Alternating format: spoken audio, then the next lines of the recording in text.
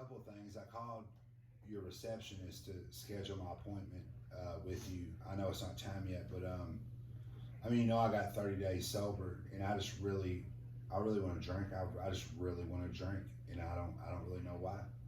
Okay. So I thought it would be best to maybe come and talk to you before I did that.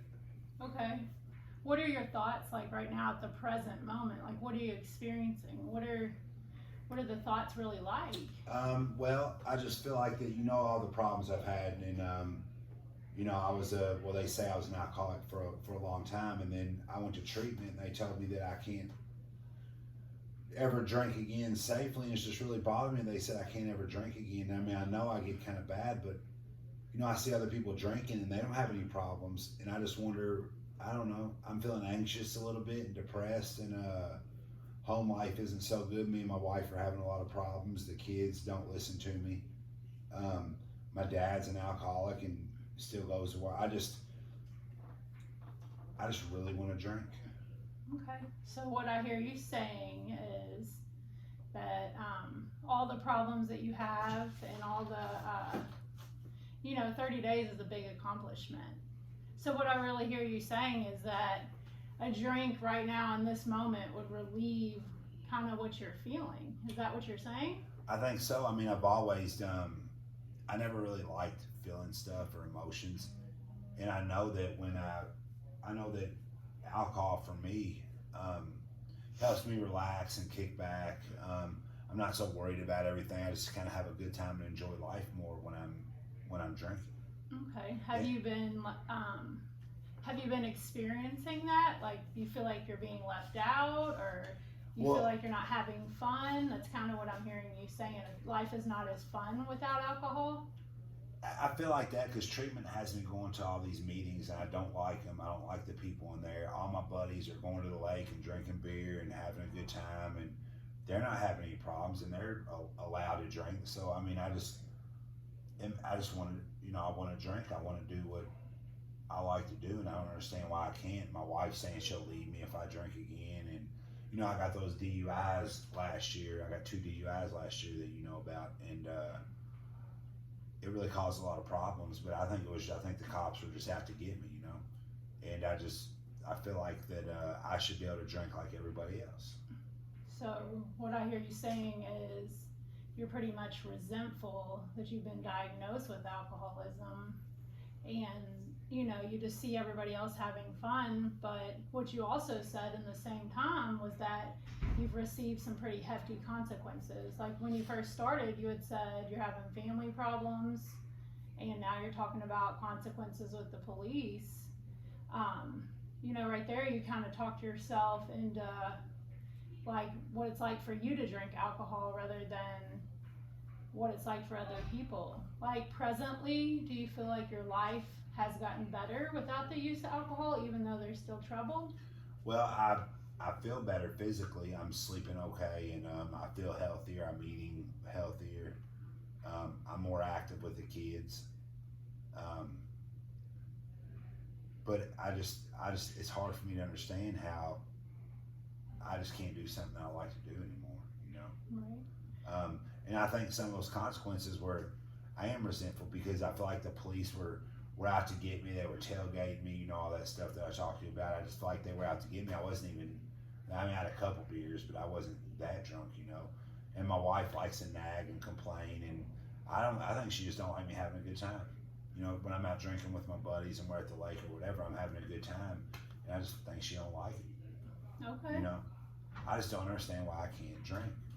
Okay. Well, I hear what you're saying, and I understand that might be kind of hard for you, but you made so much progress, and it's even a lot of progress for you to become so aware of, how alcohol makes you feel and what it does to your life. And it sounds like your awareness has grown that you have consequences when you drink. And even you coming in here and reaching out for help, that's a big deal for you. So I just want to commend you on coming to me before you actually went out there and drank, because in your past, that's not. So this is huge growth for you. It's like you kind of knew what to do more in the present moment was to reach out for help. So I'm really proud of you for that. And what other reasons do you feel like in this moment you want to take a drink? Well, I think a lot of it is just I just want to have a good time, you know. And I go over to my family's house, and my dad drinks 10, 12 beers a night. And I don't know if he's an alcoholic or not. He goes to work and he has the house, but like it's like he don't care I'm in treatment. He just sitting around drinking beers like there won't be no beer tomorrow, and he don't care that I don't drink beer anymore. He even said something to me. He tried to offer me one, and I said I can't. And he called me a little punk and said I was soft and I'm a quitter. And it just made me really mad at my dad that he would not only drink in front of me, but encourage me to drink and use those terms about me. And his buddy was over there and they were laughing, and I'm drinking water and they're just downing beers, and I really just want to drink beer.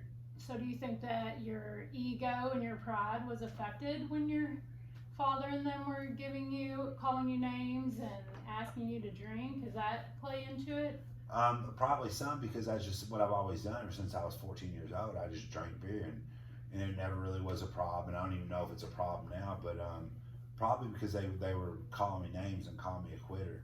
And I'm watching them drink these beers, and they don't never get in any trouble. And I feel like I can drink beer and not get in any trouble. And it pissed me off. It made me feel like I was less than. Okay. I hear you saying that you felt, like that you couldn't be a part of, or you couldn't fit in. And even my friends too, when I went out with them a couple times, and we got that place down at the lake, and we go down there and everybody's drinking, and they're kind of laughing at me a little bit about me not drinking, and they don't understand that it's hard for me to stop, or it was. I don't think it might not be now. I think maybe I've gotten better, and I'd be more aware of it and be able to maybe to drink some without having any problems. And that's what when my dad drinks and my friends drink, that's what it makes me think of, is that maybe I can do that and not have any problems. So I hear you talk about your dad, and we've discussed him in a lot of other sessions, and even though it looks like he's drinking beer with impunity, like he has had some serious consequences that you disclose, like early on in your childhood, and I know you have a lot of resentment towards your dad. His drinking caused him to go to jail for a little while because he got 3 DUIs, and I know you were resentful about that. And I also know that, he wasn't the father he was supposed to be. So I recognize that you see him drinking beers, but you really have to think back to our previous sessions about the resentment you had in his alcohol use. It's just hard to remember. Yeah, you're right, and it's just hard to remember that stuff because I guess in the moment I just want to drink beer, Yeah. And I can't. And here's this guy who put me through all this stuff, and yeah, he's got a house and goes to work, but I mean, he did a lot of things when I was a kid. Fighting with my mom, getting the DUIs. He went to jail for a while and wasn't around for a year, and I needed him. And even now, I kind of need him. I need him to support me. And instead, he laughs at me and calls me names. So I hear you say that your dad was really hurtful to your mom, and he was really hurtful to you. Now that you have a wife and kids of your own, how does that make you feel right now about the possibility of you wanting to take a drink again? It just makes me feel like that I could do it and be better than my dad, and not do the things my dad did. But then again, I've already started down that path of his. I had to go to jail. My wife had to come bail me out. Nobody's there to watch the kids, so she had to bring the kids up there to bail me out on those DUIs. So how does that, knowing that that's happened to you, make you feel right now? That part makes me feel bad, and I want to drink, but I don't want to get in any more trouble. So, what do you want to do about that right now? Like, what do you want to do here and now in this moment? What do you think you need to do? I guess the next time I'm over at my dad's, maybe I need to have a talk with him about how he makes me feel and why I'm so upset with him. And just that, man, I really need your support. I don't need you to be this way. I need you to be this way and help me out, because as much as I want to drink, I know that I have problems when I do, but it would just help to have, my dad in my corner backing me up and supporting me instead of doing the crap that he's doing. It's really hurtful. Yeah, I hear that he really hurt you. What we could do in this counseling session is pull up this chair, and have you talk to your dad and let him know how you're feeling, and maybe just address some of the resentment and the anger, and hopefully that will help make you feel a little bit better and get some of that off your chest, maybe to prepare for what you'd really say to him. So yeah, because I'm going over there next week and I'm really struggling on what to say and how to approach him. And I can't imagine going over there and watching him drink while he makes fun of me anymore. Okay. Knowing what he's put me through, so that may be. So I just like pretend he's in a chair. Yeah, just go ahead, pretend he's in the chair, and maybe first of all get off your chest like why you're angry, and maybe bring up some of the past and some of the unfinished business, and then just kind of maybe let him know how he's making you feel today. Okay. Like right now. Yeah. Starting now. There you go. Okay. Here's your dad. This is a little odd, I gotta say, but I'm willing to give it a shot if you say it'll help. Okay. Are you experiencing fear about doing this? Yeah, I'm a little anxious. Yeah, it's a little different. And I'm really anxious about seeing him in person, so I'm hoping this will be helpful to help get me through. Okay. So can I go now? Yeah, go ahead. Okay. Hey, Dad. I'm really pissed off and upset with the way you treat me. Not only now, but when I was a kid, you like to put this stuff on the back burner and not act like that. You act like you're this great dad and you're always there, and now you talk to your friends.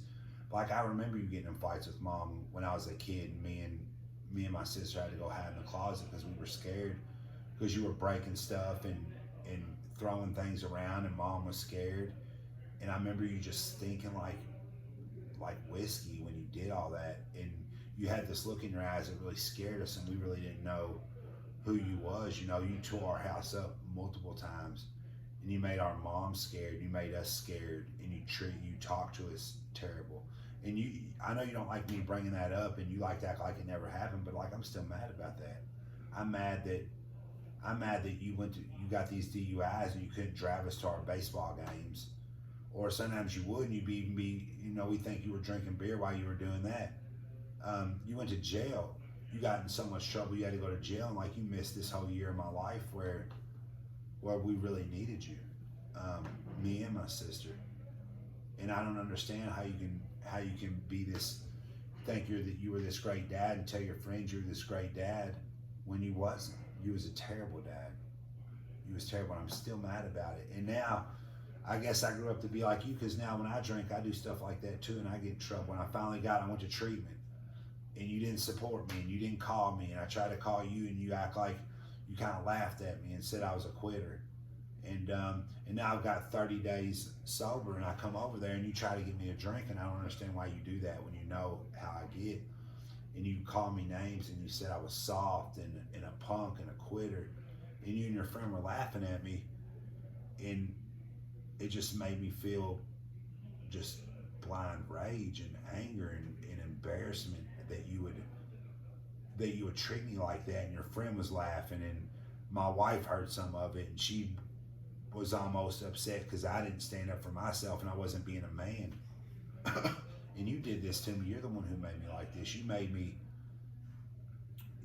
feel terrible when I decided not to drink with you, and you just made me feel like less of a man. And it's almost got me now to where I'm seeing this therapist who really helps me, and I want to drink again. And part of that's because of you and the stuff you taught me and the way you act towards me. So I'm really angry and pissed off. And I'm really deciding whether maybe I don't even need to come see you anymore. Maybe I don't need to come over and bring my kids over there and bring my wife over there, because you're still a mean, ornery man that loves to drink, and I think that's what you mostly care about. After all the pain you put us through with your drinking when I was a kid, you still do it. And now you want to chastise me and make fun of me because I don't. And I'm just really angry, and I just really want you to make a change. And if you can't change that, then we can't come around. Period. How was that? Wow, that was a lot. I really felt those emotions. It felt kind of good to say that stuff.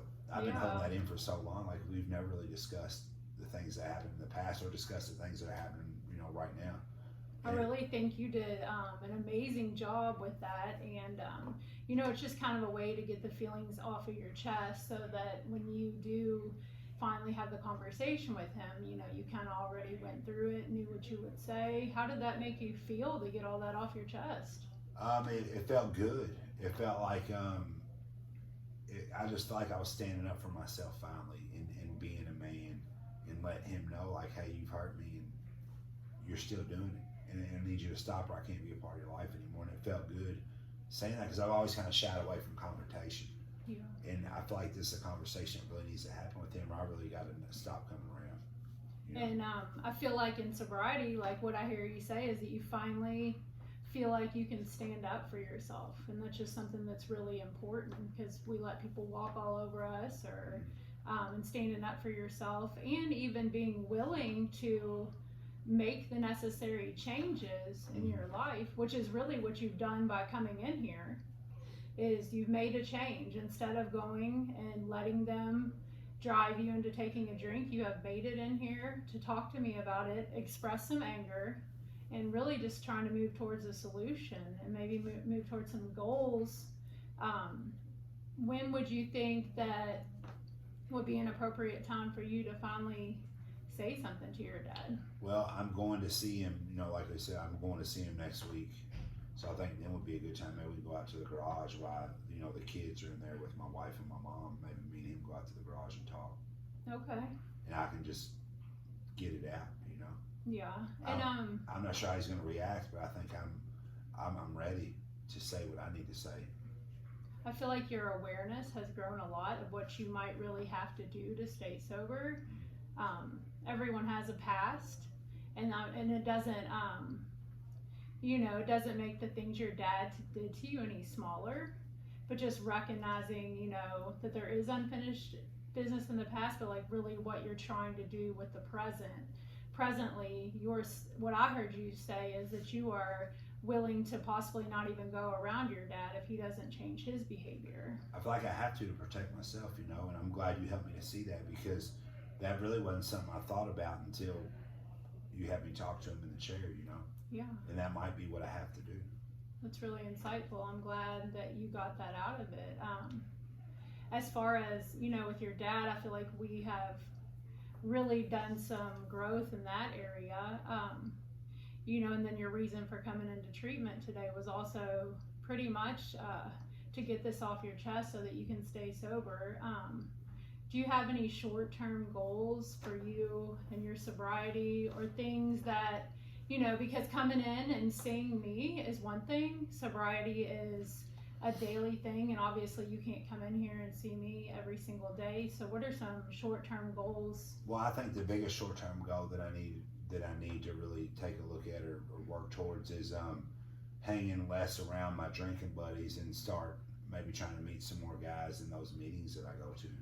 Okay. No, I think it would help to hang around people who are maybe trying to do the same thing as I am, instead of people who are still, getting drunk almost every night. So I kind of hear you say that you haven't really built a support group, and that's something that you are wanting to do as a goal between now and the next time. Yes, that's what they keep talking about in there. And I've heard guys say, if you're new, to get phone numbers. So maybe I can, when I go to one of those meetings, I can get a couple guys' phone numbers and call them. Okay. And then what's something else that you want to do to put some insurance on your sobriety before the next time that you see me? I would say they gave me a book in treatment called Alcoholics Anonymous. So they said to read it, and I read a little bit in there, but I really wasn't into it. Maybe I could really, instead of sitting around wanting to take a drink, maybe I could sit down and maybe read a chapter of that a night or something. Okay, that sounds like something else that you could do between now and your next visit. Sure. And I really look forward to hearing next time about how, is that what you plan to do with your dad? You plan on doing that next time? Yes. And so I know I got an appointment with you like 3 or 4 days after that, so maybe we can talk about that. Okay. And I really look forward to hearing what you have to say.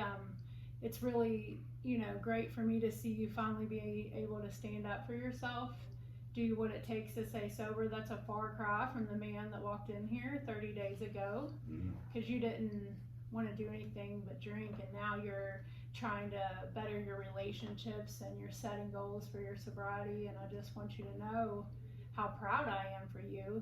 30 days is a huge milestone, and now we're working on 60. They give these chips out up there, and if I get 30 more days in there, I'll get another chip, and I'd be excited to do that. Okay, well, it's really been an honor watching you achieve these milestones, and I'm fairly confident that if you continue and go with the goals that you will be able to show me that 60-day chip.